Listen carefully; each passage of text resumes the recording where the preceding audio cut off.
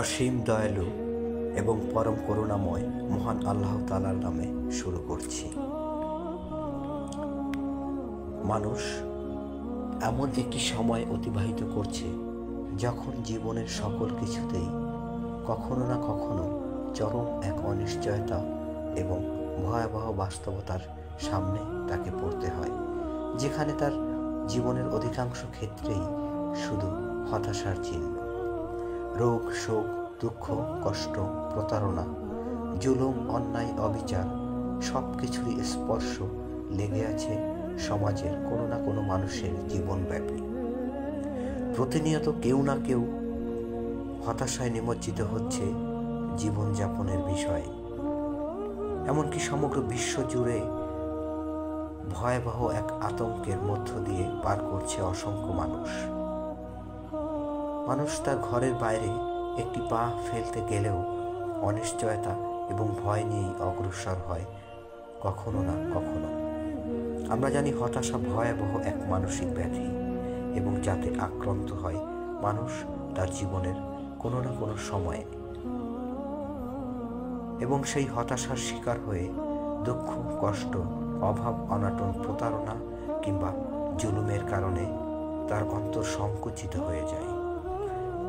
আর সব কিছুই আঘাত করে মানুষের অন্তরের মধ্যে তার চিন্তা চেতনায়। অনেক সময় তা এতটাই ভয়াবহ হয়ে পড়ে যে মানুষ সত্যিই দিশেহারা হয়ে পড়ে।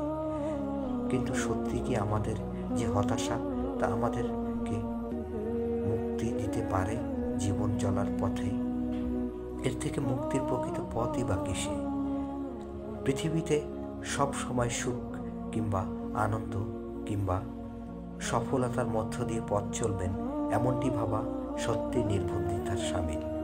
রোগ, শোক, অভাব, অনাটন কিংবা হৃদয় ভাঙার গল্প প্রতিনিয়ত কাউকে না কাউকে পরিবেষ্টিত করে আছে।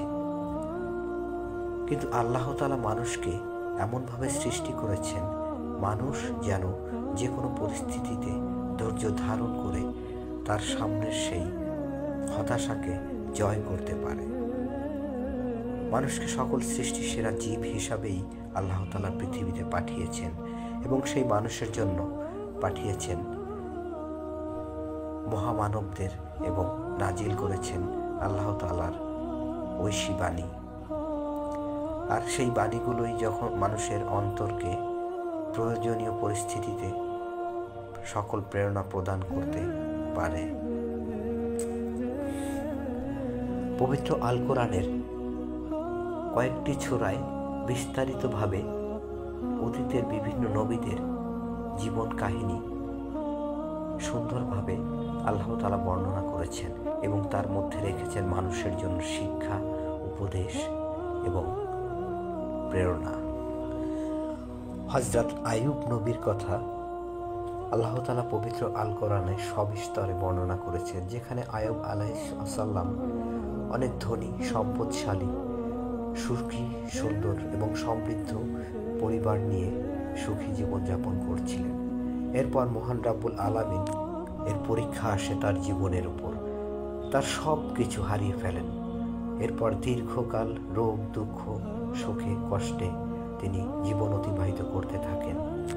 এরপর এক সময় তিনি তার মহান রবকে ডেকে তার কাছে আশ্রয় প্রার্থনা করেন, সাহায্য প্রার্থনা করেন,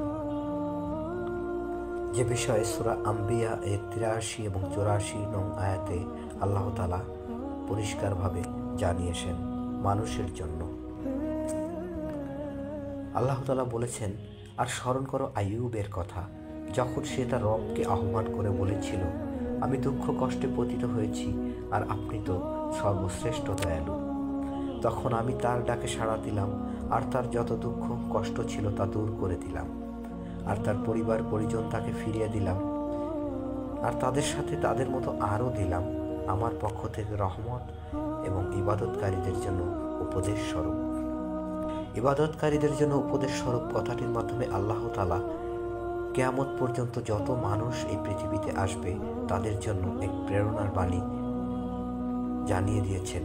যে কেউ দুঃখ, কষ্ট, হতাশায় মহান রবের উপর পরিপূর্ণ বিশ্বাস নিয়ে তাকে ডাকবেন, তিনি তাকে আশ্রয় দিবেন, তিনি তাকে সাহায্য করবেন।